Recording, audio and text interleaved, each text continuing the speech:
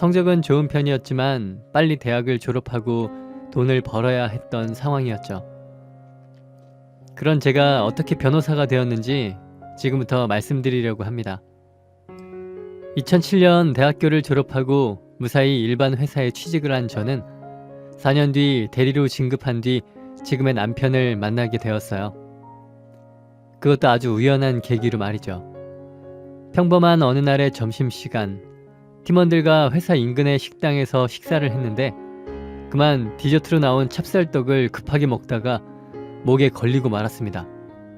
정말 이러다 죽을 수 있다는 생각이 들 정도였는데 마침 같은 식당에 있던 남자가 달려와 하임리 요법을 실행해줘서 떡을 토해낼 수 있었고, 이 사건을 계기로 그 남자와 밥도 먹고 영화도 보며 연락하고 지내게 되었죠. 그리고 몇 달이 지나 우리는 연인이 되었습니다. 저보다 6살이 많은 남자친구는 저희 회사 근처 병원에서 일을 한다고 했어요. 상세한 이야기는 해주지 않길래 그냥 병원 스태프 같은 걸로만 생각했습니다. 직장 생활을 굳이 꼬치꼬치 캐물을 것도 없으니까요. 그렇게 남자친구와 만난 지 1년 정도가 지났을 무렵 퇴근 후 영화관 데이트를 하던 중 웬 중년의 여자가 남자친구의 이름을 부르며 달려왔습니다. 혜강아! 이혜강! 깜짝 놀란 저희 커플은 순간적으로 멈춰 소리나는 쪽으로 돌아봤죠. 도대체 이게 무슨 일이야? 오늘 당직이라더니 이 여자는 또 누구고? 저와 남자친구가 다정하게 잡고 있는 손을 보며 고래고래 소리를 지르는 여성의 정체는 바로 남자친구의 어머니셨습니다. 아, 어머니, 저번에 말씀드렸던 어라, 그 어딘지 알지도 못하는 회사 대리라는 사람이 이 여자구나?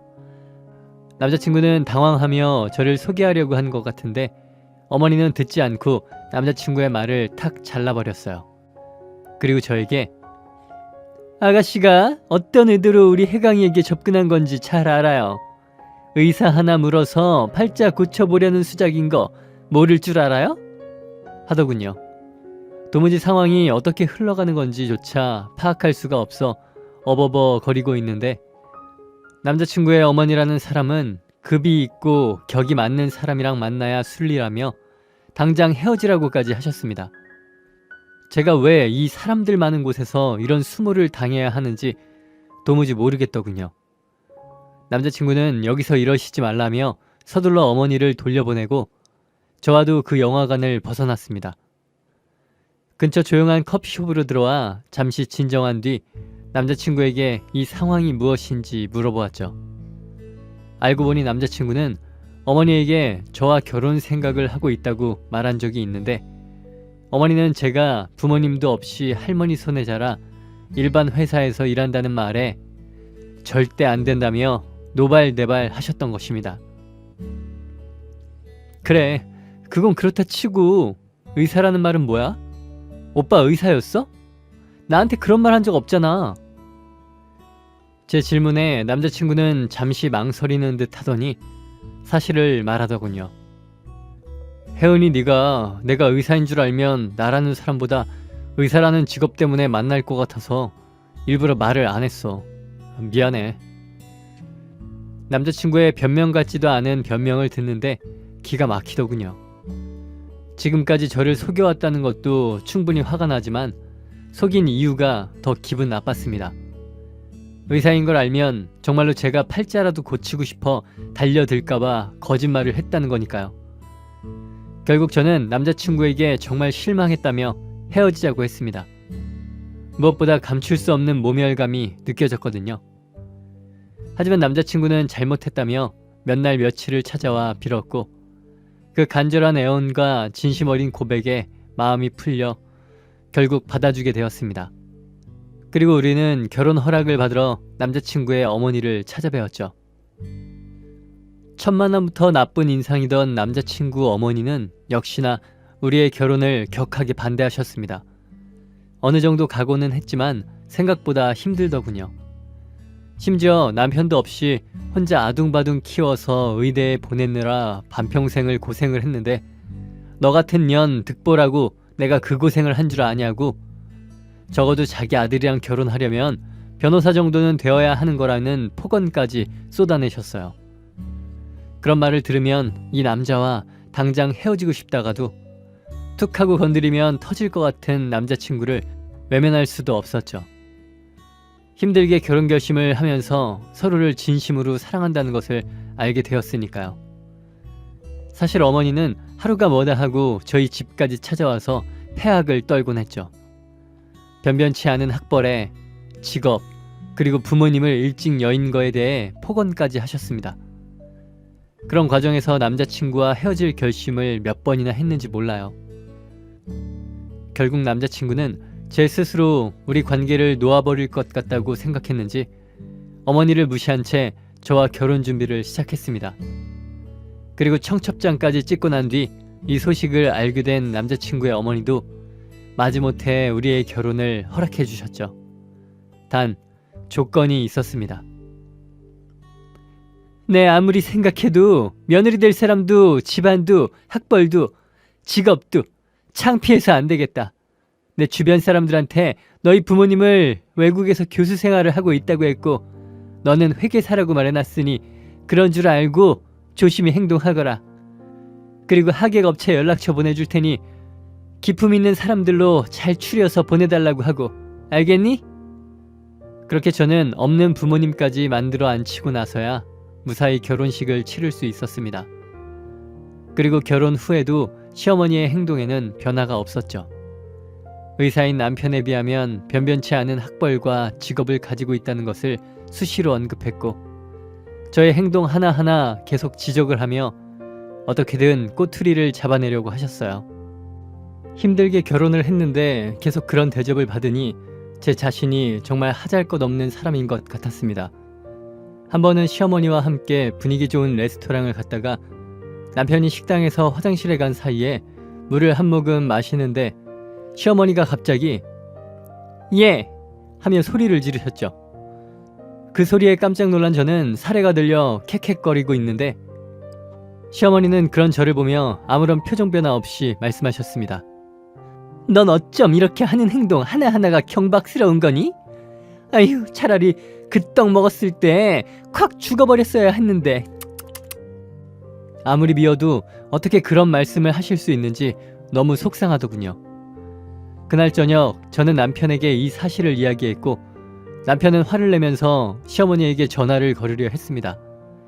그런데 남편이 그 난리를 치면 또 힘들게 되는 건 저밖에 없는 상황이다 보니 저는 남편에게 전화를 걸지 말라며 제가 좀 더 잘하겠다고 했어요. 하지만 솔직히 제 속에서는 시어머니에 대한 분노가 커져만 가고 있었죠. 좀 더 정확하게 말하자면 시어머니의 거짓 노름에 희생되고 있다는 분노였습니다.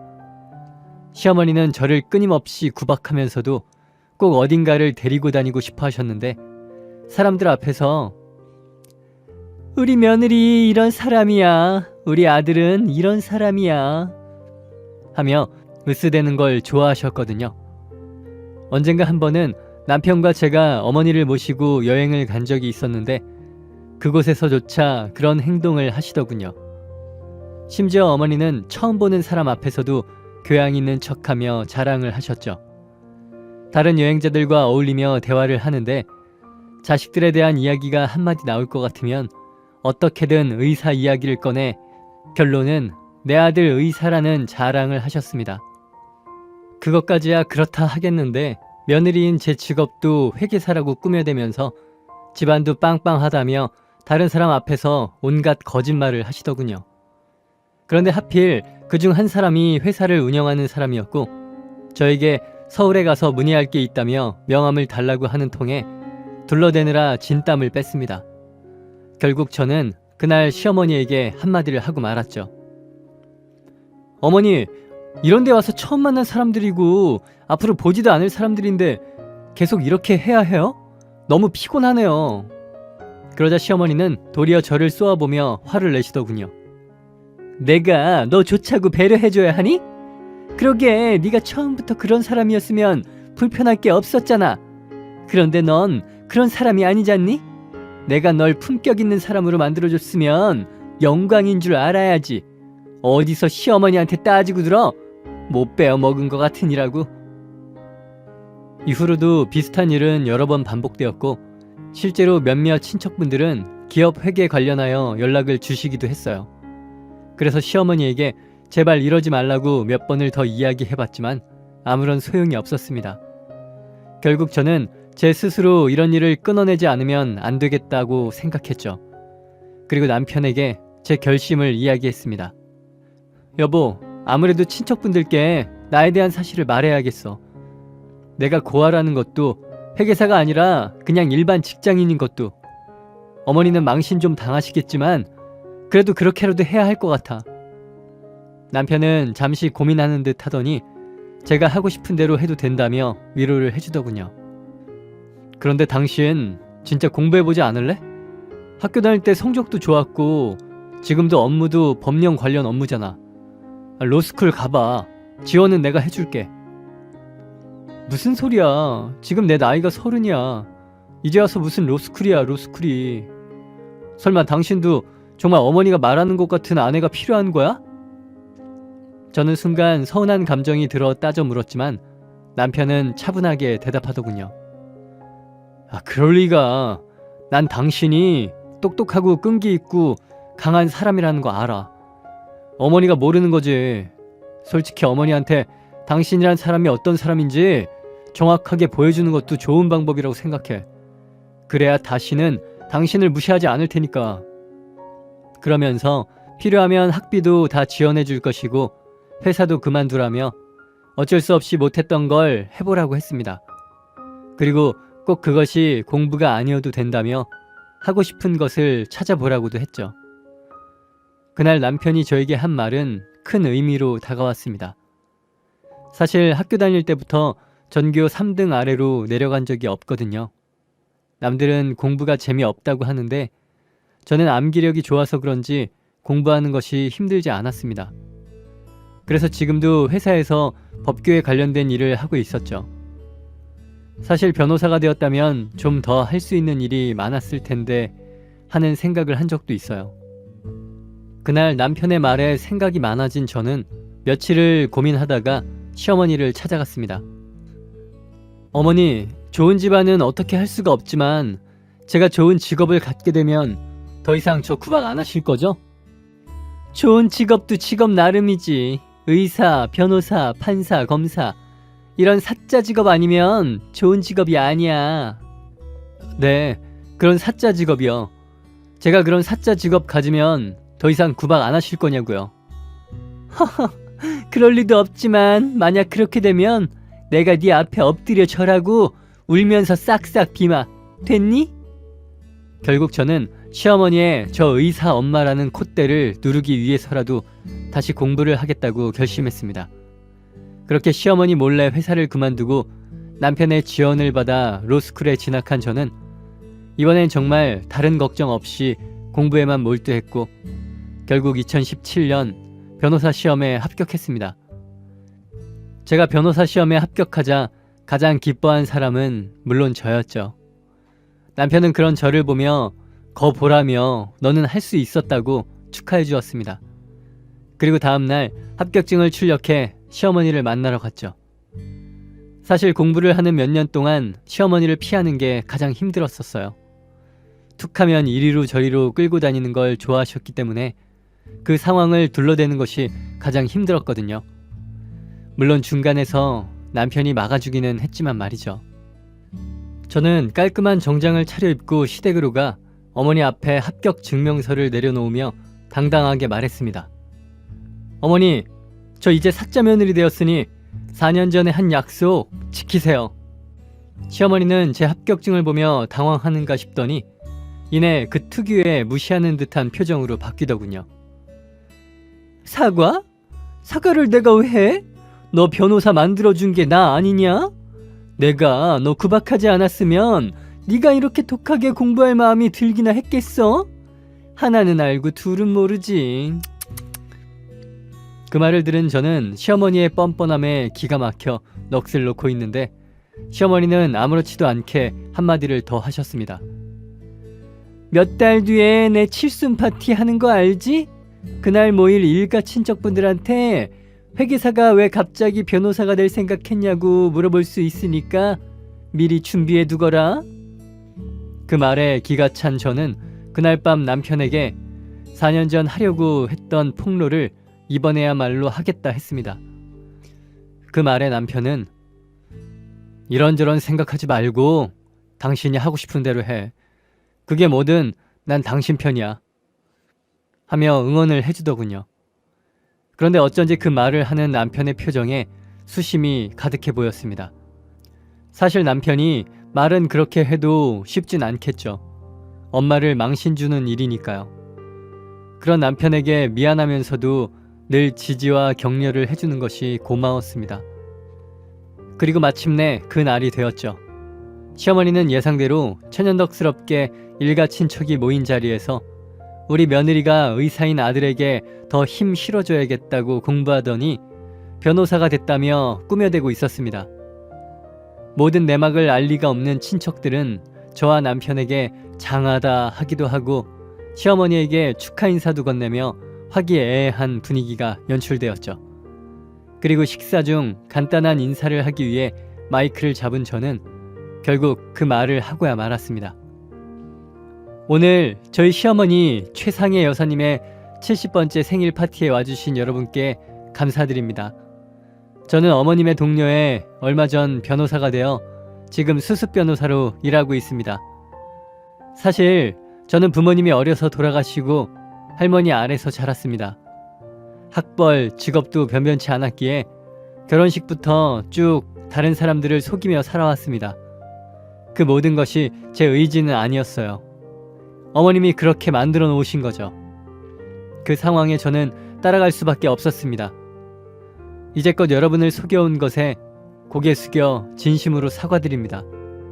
제 폭탄 발언에 사람들은 수군거리기 시작했고 남편에게 붙들려 있던 시어머니는 이 요망한 것이 무슨 귀신 씨나라 까먹는 소리를 짓거리냐면서 고래고래 소리를 지르기 시작했습니다. 네가 지금 변호사 된 것도 내 아들이 의사 된 것도 다 내 덕인데 이 은혜도 모르는 금수만도 못한 년. 어머니의 그 말에 전 지금껏 어머니에게 당해온 언어폭력으로 소송을 걸 수도 있다고 응수했죠. 그렇게 한참 소란이 커지는데 갑자기 남편이 그만하세요 어머니! 하며 나서더군요. 그리고 이어서 나온 남편의 고백은 더욱더 충격적이었습니다. 저 역시 어머니의 희생자입니다. 사실 전 의사가 아니고 병원에서 일하는 방사선 기사입니다. 남편은 고교 시절 의대를 갈 성적이 되지 않았는데 시어머니는 남편이 의대에 갈 때까지 대입을 치르게 하실 분이었기에 거짓말을 했고 그것이 지금까지 이어져 온 것이라 했습니다. 그리고 어머니가 실망할까 두려워서 그 이후 어느 누구에게도 말하지 못하고 살아왔다고 하더군요. 그러면서 시어머니께 혼자서 의사 자식 키워냈다는 어머니 자부심도 사실 가짜였다며 저에게 큰 소리칠 자격 없다고 말해버렸죠. 모든 상황을 알게 된 시어머니는 이게 무슨 일이냐며 매달리다가 주저앉아 버렸습니다. 그리고 남편은 저를 데리고 연회장을 빠져나왔죠. 그렇게 단둘이 있게 되자 남편은 저에게 그동안 속여와서 미안했다며 말하며 제가 원하면 이혼할 수 있다고 무엇이든 제가 하라는 대로 하겠다고 했습니다. 그런데 그 순간 저는 지금까지 남편이 은연중 내비쳐오던 죄책감의 정체가 무엇인지 이해할 수 있더군요. 처음 의사라는 사실을 들켰을 때의 그 표정과 저에게 하고 싶은 일을 하라고 권하던 남편의 표정, 그리고 제가 변호사 시험에 합격했을 때 너는 될 줄 알았다고 말하던 남편의 표정과 마지막으로 모든 것을 폭로하겠다 했을 때 남편의 표정이 주마등처럼 스쳐 지나갔습니다. 또한 남편이 지금까지 제 편에서 행동한 것부터 공부하는 동안 물심양면으로 지원해줬던 모습도 지나갔죠. 이 남자가 내세우기를 좋아하는 시어머니 밑에서 홀로 모든 것을 감추고 있느라 얼마나 힘들었을까 하는 마음이 들었습니다. 저는 남편을 용서하고 자시고 할 게 없는 사람이었죠. 혼자 다 끌어안고 있게 해서 미안해. 그리고 고마워, 여보. 저는 몇 년 전 주변 사람들에게 모든 걸 폭로하고 그저 편해지고자 했던 저를 시어머니도 인정할 수밖에 없는 사람으로 만들어줬고 그럼에도 자신의 잘못을 반성할 줄 모르는 시어머니의 모습에 이제껏 감춰왔던 비밀까지 꺼내며 대신 복수를 해준 남편에게 너무나 고마웠습니다. 그렇게 남편과 저는 한참을 부둥켜 안고 눈물을 흘렸죠. 그리고 조금 진정이 되고 난 뒤 남편에게 이혼하자고 말을 했습니다. 아무리 생각을 해도 시어머니와 분리가 되려면 이혼밖에는 답이 없겠더군요. 그리고 저는 바로 시어머니의 집으로 갔습니다. 역시나 시어머니는 저를 보자마자 이제 망신살이 뻗쳐서 사람들의 얼굴을 못 보겠다며 똑같이 상스럽게 굴어주겠다고 선전포고를 하셨죠. 그리고는 네가 싸지른 똥은 네가 직접 치워라 하며 소리를 지르시더군요. 그 말에 저는 네, 어머니, 저랑 혜강씨 이혼하겠습니다 라고 했습니다. 제 입에서 이혼 소리가 나온 순간 시어머니는 큰 충격을 받은 듯 하더군요. 아마 제 입에서 이혼 소리가 나올 것이라곤 생각도 못 하셨겠죠. 그 표정을 보며 저는 제가 들었던 그 말을 고스란히 돌려드렸습니다. 급이 안 맞는 사람하고는 헤어져야 한다고 말씀하신 건 어머니잖아요. 그러니까 헤어지겠습니다. 그랬더니 시어머니는 깜짝 놀라 무릎까지 꿇고 싹싹 빌기 시작했죠. 그런데 그 와중에도 오로지 그놈의 체면 걱정뿐이었습니다. 혜은아, 네가 지금 이렇게 이혼을 하면 내 얼굴이 뭐가 되니? 응? 혜강이 녀석이 의사가 아닌 것도 모자라 이혼남 딱지까지 생겨버리면 내 체면은 어떻게 되냐고. 정말 늙은 시어머니한테 이렇게까지 해야겠니?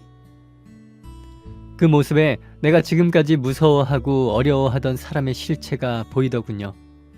시어머니는 이제 보니 그냥 혼자서는 설 수도 없는 겁쟁이였던 거죠. 어머니의 부족한 부분을 자식한테서 채우려고 하지 마세요.